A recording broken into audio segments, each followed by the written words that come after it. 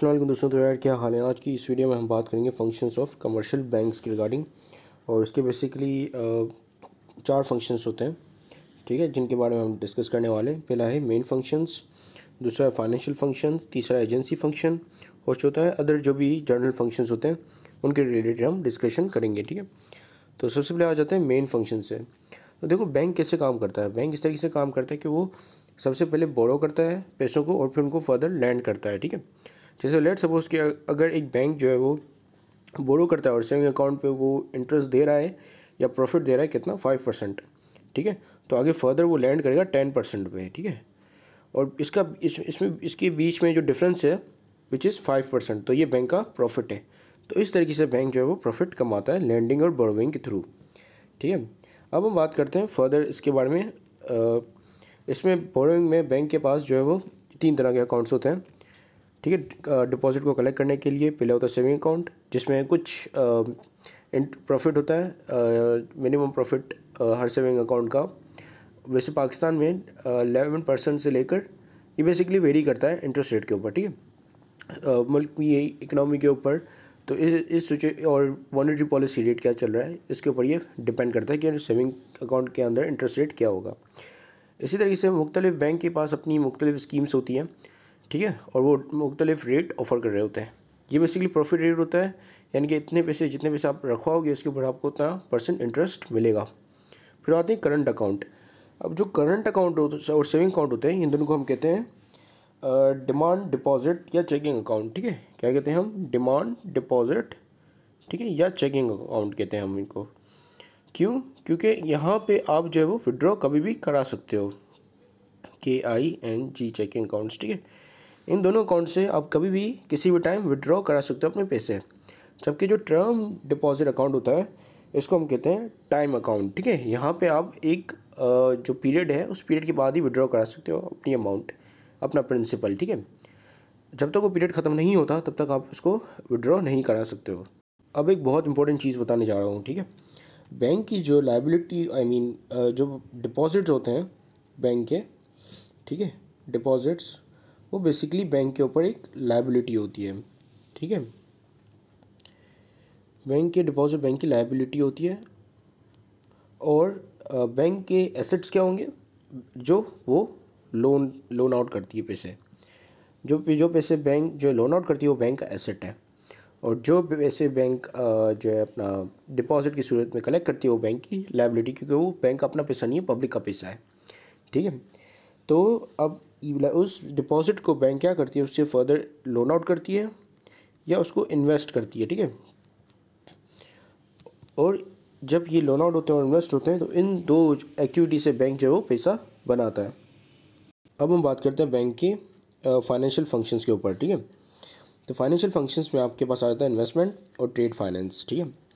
अब मुल्क में जो मार्केट्स हैं, कैपिटल मार्केट्स हो गई, ठीक है, मनी मार्केट हो गई, डेरिवेटिव मार्केट हो गई, या उसकी जो इंटरबैंक मार्केट हो गई, ठीक है।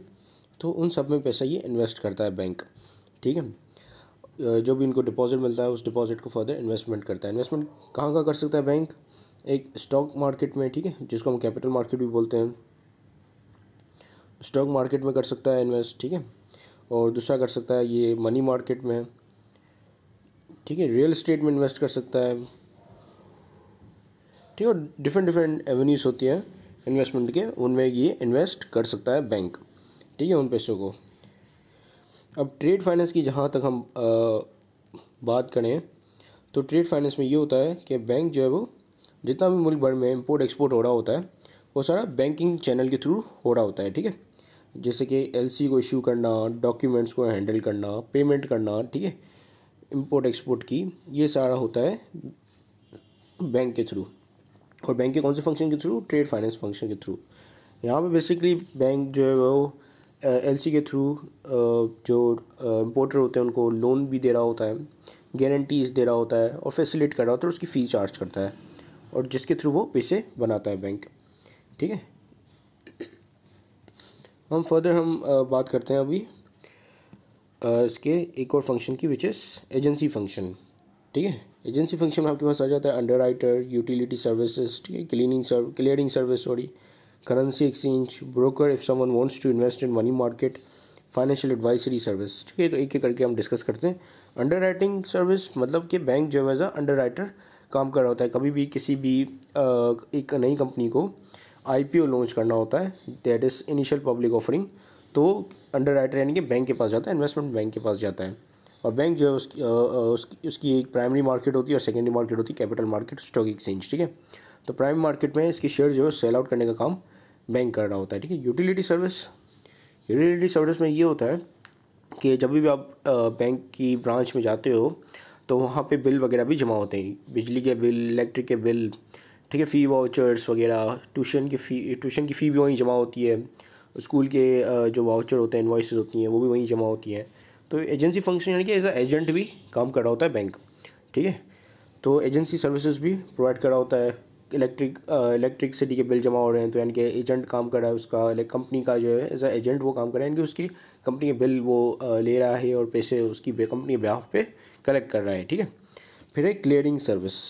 अब जाहिर सी बात, अब देखो इतनी सारे बैंक्स हैं, हर बैंक का डिफरेंट चेक होता है, डिफरेंट इंस्ट्रूमेंट होता है, और एक बैंक का जो इंस्ट्रूमेंट है वो दूसरे बैंक में भी जमा हो जाता है। ठीक है, लेकिन वो क्या होता है कि वो किसी एक क्लियरिंग हाउस के थ्रू वो क्लियर होता है। ठीक है, लेकिन अब ये जो सर्विस है वैसे पाकिस्तान में निफ्ट के थ्रू होती है, NIFT। एक निफ्ट जो है स्टेट बैंक ने फैसिलिटी बनाई हुई है, ये एक इदारा है जो कि ये क्लियरिंग का काम कर रहा होता है। ठीक है, इसके बारे में हम फर्दर दूसरी वीडियो में डिस्कस करेंगे, लेकिन एक क्लियरिंग सर्विस भी होती है बैंक की। ठीक है, फिर आता है एक्सचेंज सर्विस। एक्सचेंज सर्विस में जैसे करेंसी एक्सचेंज आ गई। ठीक है, हम मेनली यहाँ पे बात करें करेंसी एक्सचेंज की। बैंक के काफ़ी ऐसी ब्रांचेस हैं जो कि एक्सचेंज सर्विस प्रोवाइड कर रही होती हैं। ठीक है, जैसे आपके पास वेस्टर्न यूनियन हो गया, ये बैंक के अंदर ही होती है।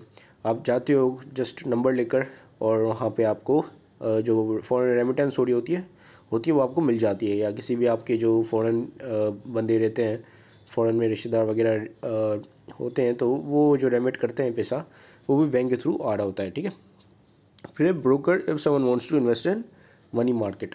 अब जाहिर सी बात है मनी मार्केट का एक्सेस आम बंदों के पास नहीं होता।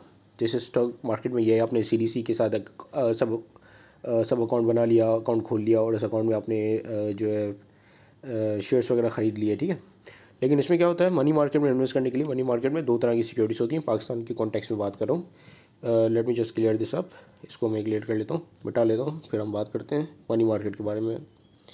पाकिस्तान की मनी मार्केट में दो सिक्योरिटीज़ होती हैं। एक होती हैं PIBs, that is Pakistan investment bonds, और एक होते हैं T-bills, that is treasury bonds. ठीक है, तो इन दोनों में इन्वेस्ट करने के लिए आपको बैंक के थ्रू जाना पड़ता है।